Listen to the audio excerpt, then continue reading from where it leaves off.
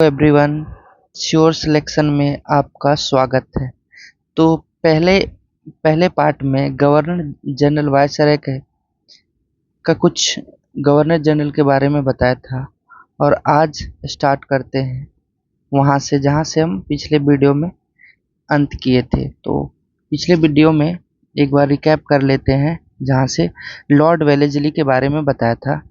Lord Wellesley, जो कि इसका मूल नाम था रिचर्ड कोली वेलेस्ली, ये प्रथम मार्क्विस वेलेस्ली था और 1800 ईस्वी में कलकत्ता में इसने फोर्ट विलियम कॉलेज की स्थापना की थी। इसके कार्यकाल के दौरान 1801 में मद्रास प्रेसिडेंसी का गठन हुआ था, ये पिछले क्लास में बताया था। और इसके काल में चौथा आंग्ल मैसूर हुआ था, जो कि 1799 में, और चौथा आंग्ल मैसूर में टीपू सुल्तान की मौत हुई थी। और उसी समय उसके बाद सहायक संधि का जनक किसको बोला गया है? लॉर्ड वेलेस्ली को बोला गया है। 1798 में सहायक संधि की प्रणाली की शुरुआत की थी। पहली सहायक संधि 1798 में हैदराबाद के निजाम अली के साथ की गई थी। उसके बाद आया था दमन कार्रवाइयाँ। मराठों के साथ बसीन की संधि 1802 में हुआ था। ये बहुत इम्पोर्टेंट है, हर एग्जाम में पूछा जाता है कि बसीन की संधि कब हुई थी? तो 1802 में। किसके साथ? मराठा और लॉर्ड वेलेस्ली के बीच हुई थी बसीन की संधि। उसके बाद द्वितीय मराठा युद्ध, जो कि 1803 से 5 में, इसमें सिंधिया, भोसले और होलकर की हार हुई थी। उसके बाद सहायक संधि के तहत दूसरा जो हटा गया था तंजौर, 1800 में सूरत और कर्नाटक को 1801 में प्रशासन के अधीन कर लिया गया था। तो आज स्टार्ट करते हैं सर जॉर्ज बार्लो। इनका कार्यकाल बेसिकली 1805 से 1807 के बीच था। और इसके काल में एक सबसे ज़्यादा इम्पोर्टेंट क्वेश्चन पूछता है कि इसके कार्यकाल के दौरान वेल्लोर विद्रोह 1806 में। तो वेल्लोर विद्रोह कब हुआ था? 1806 में। किसके कार्यकाल में हुआ था? तो सर जॉर्ज बार्लो के कार्यकाल में। ये इम्पोर्टेंट है, वेल्लोर विद्रोह कब हुआ था? 1806 में हुआ था। और किसके काल में हुआ था? सर जॉर्ज बार्लो के। तो अगला आए थे, उसके बाद आए लॉर्ड मिंटो प्रथम, जिसका कार्यकाल रहा था 1807 से लेके 1813 के बीच। और इसके समय रणजीत सिंह के साथ अमृतसर की संधि हुई थी। ये इम्पोर्टेंट हमेशा पूछा जाता है कि अमृतसर की संधि कब हुई थी? तो 1809 में। किसके किसके बीच? तो मिंटो प्रथम और रणजीत सिंह के अमृतसर की संधि हुई थी। तो अमृतसर की संधि हुई थी 1809 में। किसके साथ? लॉर्ड मिंटो प्रथम के साथ। और लॉर्ड मिंटो प्रथम का कार्यकाल 1807 से लेकर 1813 में था। और वर्ष 1813 में एक चार्टर्ड एक्ट भी आया था। किसके समय? तो लॉर्ड मिंटो प्रथम के।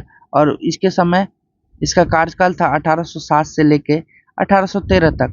और इसमें एक इम्पोर्टेंट होता है अमृतसर की संधि, जो कि 1809 में हुआ था। इसके किसके बीच हुआ था? रणजीत सिंह और लॉर्ड मिंटो प्रथम के बीच। और अगला जो वायसराय आता है लॉर्ड हेस्टिंग्स।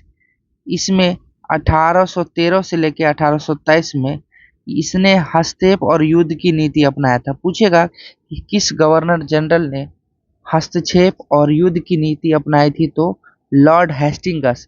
इसने पिंडारियों का दमन किया था 1817 और 1800। और इसी के समय 1816 में सगोली की संधि हुई थी। संगोली की संधि, जो कि नेपाल के साथ हुआ था। भारत में पिंडारियों समुदाय का पूर्ण दमन किया था किसने? पूछेगा कि पिंडारियों का दमन किस गवर्नर जनरल के समय हुआ था? Lord Hastings.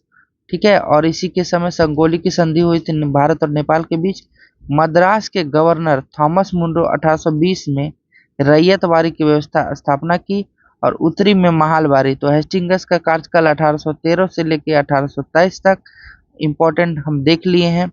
उसके बाद तृतीय मराठा युद्ध इसी के समय हुआ था 1817 से 1819। और नेपाल आंग्ल, जो कि सुंगोली की संधि हुआ था 1816 में। और आंग्ल नेपाल युद्ध हुआ था 1814 से 16, जिसके पश्चात सुंगोली की संधि हुई थी 1816 में। इसके साथ राजपूतों के साथ बहुत बहुत संधि की थी।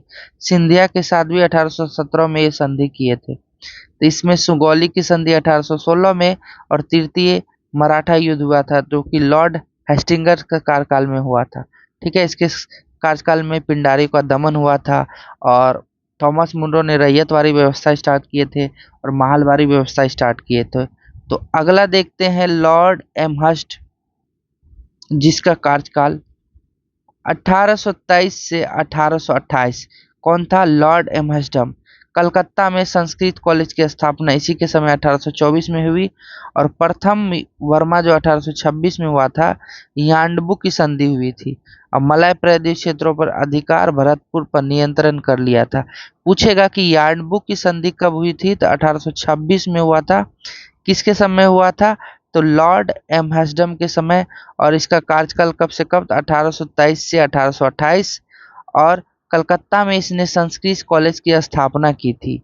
अगला देखते हैं। अब आता है भारत के गवर्नर जनरल। तो भारत के गवर्नर जनरल बहुत इंपॉर्टेंट है। तो ये अगले वीडियो हम देखते हैं। तब तक के लिए धन्यवाद।